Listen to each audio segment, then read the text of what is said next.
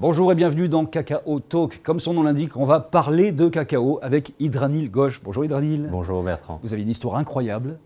Vous avez une double vie d'une certaine façon, deux vies en tout cas.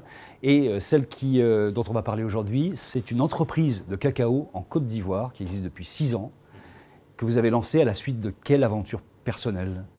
Alors, j'étais dans la finance avant, gestion et banque privée. Donc quand on est dans la finance, on est pas mal dans le monde virtuel, pas tangible. Et à un moment donné, suite aux événements de Lehman, suite au subprime, l'idée c'était d'un moment de prise de conscience. On dit on va peut-être partir vers d'autres choses. J'étais à Londres et le hasard de la vie fait que j'ai fait la rencontre avec Rémi Aleman, qui est le fondateur de Solea, et cette idée-là de faire des plantations du cacao en Côte d'Ivoire. Et l'histoire s'est lancée ainsi, de se développer quelque chose de vrai, de réel, de créer des emplois, de développer un écosystème, une nouvelle économie qui fait vivre des gens avec une approche éthique basée sur l'environnement et de faire quelque chose qui est différent, mais en même temps qui répond aux critères du marché, donc quelque part jouer un équilibre entre les deux. Il y a dans le secteur du cacao des choses qui vous répulsaient un tout petit peu. Et vous disiez, il faut changer ça. Vous aviez une envie de changer d'une certaine façon de vision sociétale dans votre activité. Et vous avez trouvé en fait cet univers du cacao. Oui. Dans mes tout premières réunions et rendez-vous avec Rémi, qui est passionné de l'Afrique, et j'avais jamais mis mes pieds en Afrique, les sujets qui nous touchaient le plus, c'était le travail des enfants. Quelque chose qui est toujours un vrai problème dans le secteur du cacao. Ça veut dire que le cacao qu'on consomme, nous, en Europe, il y a des enfants derrière qui travaillent. Il y a, dans certains cas, on fait énormément d'efforts dans le secteur aujourd'hui. Les multinationals investissent énormément de l'argent pour améliorer la traçabilité, éliminer le travail des enfants, mais il y a énormément de choses à faire. La production est très fragmentée, il y a entre 600 000, voire jusqu'à 800 000 petits producteurs en Côte d'Ivoire, et qui sont regroupés dans les coopératives, et suivre ces petits producteurs dans les petits champs un peu étendus partout en Côte d'Ivoire n'est pas une simple tâche. Donc il y a énormément d'efforts qui est fait, mais il y a encore énormément de choses à faire. Alors pourquoi vous avez choisi à un moment précis d'aller vers le cacao et précisément dans un endroit de Côte d'Ivoire? C'est là se joue un petit son côté financier, c'est l'analyse des problématiques existantes. Donc on s'est rendu compte que dans un pays comme la Côte d'Ivoire, qui est le premier producteur mondial du cacao avec presque 42% de la production mondiale, il y a une manière de produire cacao qui pour nous était encore pas très efficace, avec énormément de problématiques. Et si il n'y avait pas un nouveau modèle qui ait été proposé, d'ici 20-30 ans, on aura un vrai problème. Surtout que le produit qui est cacao, donc le produit fini qui est chocolat, est un produit avec une image raffinée, consommé dans le monde entier, notamment en Occident.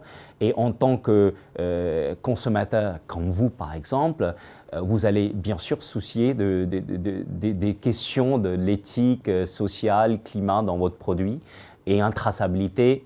Donc, en étudiant le secteur, les problèmes existants, il nous paraissait intéressant et évident de dire qu'il y a un modèle d'autre que le modèle fragmenté qui existe aujourd'hui. Donc, l'idée, c'est né d'un un modèle qui s'appelle un aggregated model, qui est la nôtre.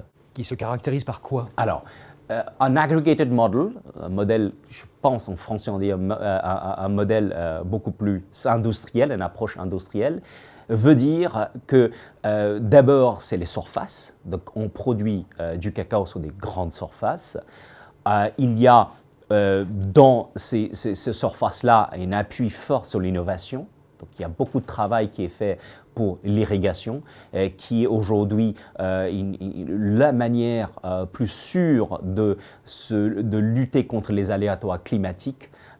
Il y a après un fort travail sur la matière végétale, d'améliorer la productivité.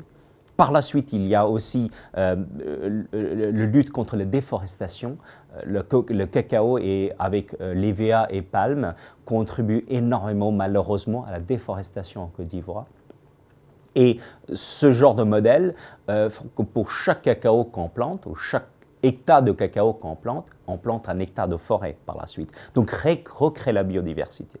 Donc le modèle consiste à ne pas seulement améliorer la traçabilité, la durabilité et la côté RSE d'entreprise, mais en même temps améliorer la productivité de matières végétales et créer un produit qui est quasiment un écosystème, un nouvel écosystème. Donc vous êtes en train de penser votre productivité dans 5 ans, dans 10 ans ou dans 15 ans, dans un univers en changement climatique, en fait. Absolument, et on ne peut pas s'en passer. Aujourd'hui, si vous n'avez pas un regard moyen terme, voire même long terme, dans un secteur, c'est très difficile. Aujourd'hui, combien de personnes ça représente? Alors, on est à peu près entre 200 et 300 personnes qui travaillent en plein temps. Ce sont des gens sous contrat. Et puis par la suite, selon les saisons de planting, ça peut se varier entre 400 et 500 personnes de plus. Donc, on est dans les 800 à 1000 personnes. C'est aujourd'hui une entreprise qui a un véritable impact sociétal sur une région. On est heureux, oui. Je me souviens encore mes premiers voyages dans cette partie de la Côte d'Ivoire, qui est au cœur de Pays Baolaises en Côte d'Ivoire. Les premiers voyages, on voyait une ville qui était délaissée, désindustrialisée, où le boucle de cacao avait bougé ailleurs. Et les derniers 6 ans a recréé une vie sur place avec les retours des boutiques, le marché de mercredi. Donc oui, c'est ce but de recréer une vie économique et une vie sociale avec les jeunes qui reviennent. On va se retrouver prochainement dans un nouveau Cacao Talk pour parler de toute la dimension éthique de l'entreprise, de tout ce qui a changé dans cet endroit et évidemment de la vie de l'entreprise. Merci Dranil. Merci.